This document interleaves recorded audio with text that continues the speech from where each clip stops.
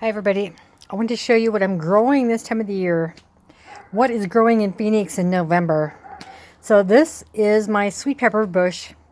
I had this growing last summer and it did not do anything. Once it started cooling off, look at all those sweet peppers. They look like little jalapenos, but they're not, I promise. I don't eat jalapenos. And then my tomato plant is not, those are from leftover from last year. They're just straggling, but they're actually getting little tomatoes on them. That's a little cherry tomato bush, and look, it's getting some little tomatoes on them. That's a sage. But that tomato plant I got from Home Depot, and it's getting flowers, but it's I need to repot it. But anyways, these grow beds. That outer layer is tops for my green onions that I replanted. I've actually cut them off once. Then the second row is garlic that I planted garlic bulbs and planted them. The cloves, not the whole bulb. I separated each clove and planted them bottom side down, pointy side up. Then all of those are carrots. There's enough carrots to keep me growing for the whole, almost next year. But it does take time for them to grow. So, but I encourage you guys, plant some carrots, some seeds, anything to grow your own vegetables, to make a salad. There's even a piece of romaine lettuce. A couple of them left here and there from when I had growing in here last year. And there's a strawberry plant. And this here is a passion vine. It just finally started taking off. Passion and morning glory combined. I planted 2 seeds and I don't know if they just started competing against each other, but they both just started going to town. I love it. I want this whole patio here to be covered with it. And I've got morning glory starting on that side too. Anyways, and those are moringa trees. I'll show you a bigger one in the ground later on. And these are my asparagus. I had no idea when I planted these that asparagus take like 3 years to grow. Look at that. Tiny little things. My fingers. See, I don't know how they make any money with this slow growth rate. But we'll see in a couple years. But those right there are beets.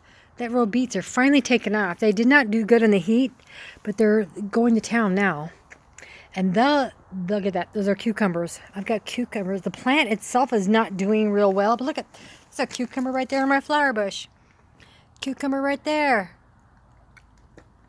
There's quite a few of them. My last vine that I planted was really thick with greenery, and I only got 1 cucumber out of it. But these, I don't know if it's a different variety. I mean, look at that. There's cucumbers all over in here. And I'm getting more of them, yeah, so. And then I planted corn over here, but it's not, I even planted a couple different varieties, and they're not doing good here. I don't know, other people have better luck with than me, because I've seen them online. But these, if they do anything, I'll just end up using them for seed. They're just scraggly. So I'm going to take these out here next week and plant bok choy and rainbow chard. Plant what you eat, I love making stir fry, so plant what you eat, guys. And I've got my fig tree over there. Now all of these pots here are pineapple plants. I cut the tops off my pineapples when I buy them when they're on sale, 99 cents a piece. I chop them up and freeze them, and I plant them. Now the smaller pots, look how good they're doing compared to the bigger ones. And even if they look like they're dead, this was the original plant right here, and it's dying off, but the 2 offshoots are doing great. So eventually, it takes like 2 years at least, I've heard, maybe 3 to grow, but the pineapple will start growing right out of the center there. So, and then I at the produce department at the store, gave me all of those. I don't know if they're a different variety. They look more of a bluish tint. But even, look at that one, it's coming up. Just keep watering them. And you peel all the stems back, or give yourself a little bit of a stump, like that much. Peel the stems off the bottom core and plant it. And just keep watering it and see if it grows. Now I'm going to show you out here. These are moringa trees right here. The tree of life. The plant is 100% edible, everything. And on PubMed, they're saying that it is actually can cure pancreatic cancer, or it destroys pancreatic cancer cells. I just know how nutritious it is, high in potassium. I eat it daily. I take it, I capsule it up daily. And there's like 3 of them. The roots grow straight down, so it's non-invasive. You can plant it right next to your house, and they do usually grow pretty tall. So now this field right here, I've got a big old field. Used to be green when I rented my house out.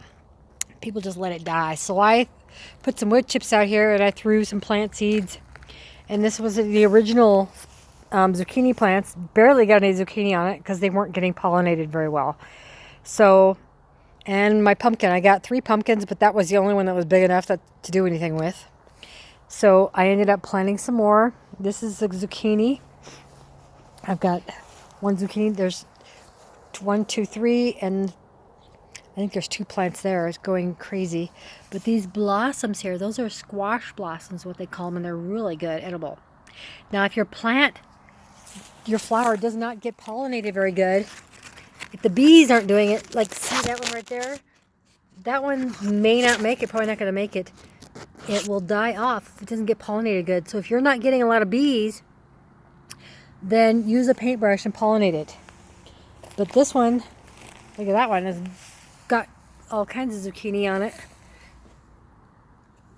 Oh, these little flowers are, look, there's 2 or 3 of them right there. And there's some on the other side full of flowers. So the bees are doing their job here. It helps that I have all this other stuff. This is spaghetti squash. I bought an organic spaghetti squash, cooked it up, roasted it in the oven. Oh my gosh, it was so good, just with sea salt on it. And I planted the seeds out here. I started the plants and then I transplanted them over here. And look at this. They're going to town. There's 1, 2, 3, 4, 5, another one, 6, 7, 8, 9, 10, 11, at least 11 spaghetti squash that I counted. And these here, these are cantaloupe. Look at that. I threw the cantaloupe seeds out here and they're just going to town like crazy. There's 1 over there, 1 right there, 1 right there. A big one over here. And I one of them split open. I was probably watering it too much and it was full of ants. But this one's got H10 cantaloupe on it, just from the seeds that I threw out here in the field. And all of these right here are sweet pepper plants. More sweet peppers that I threw out here in the field. So you just water them and they grow.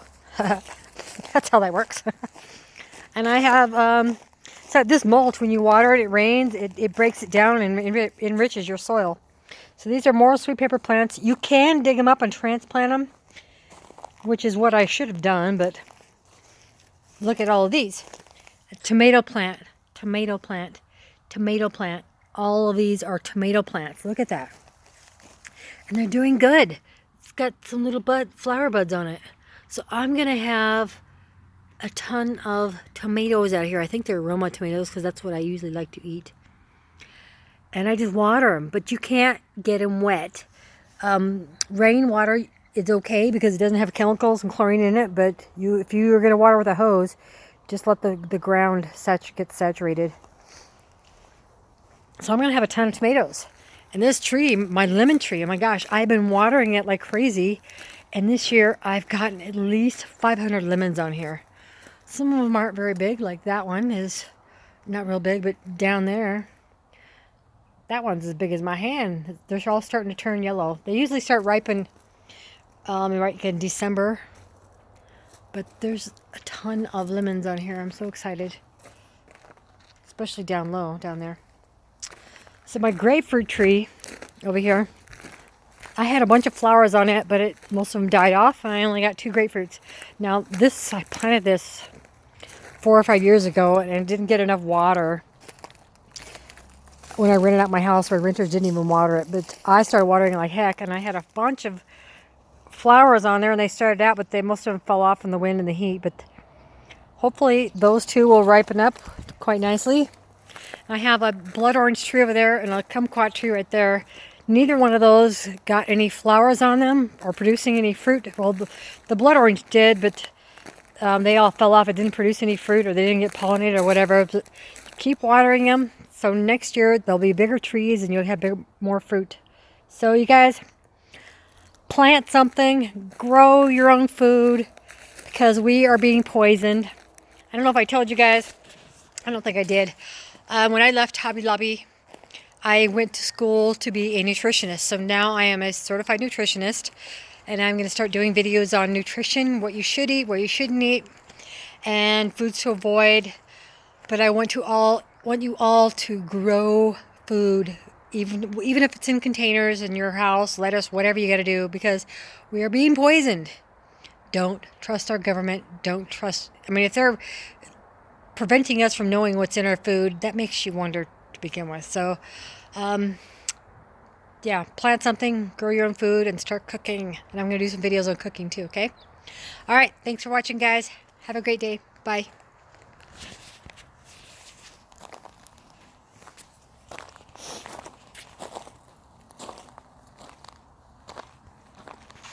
Say thank you for grace.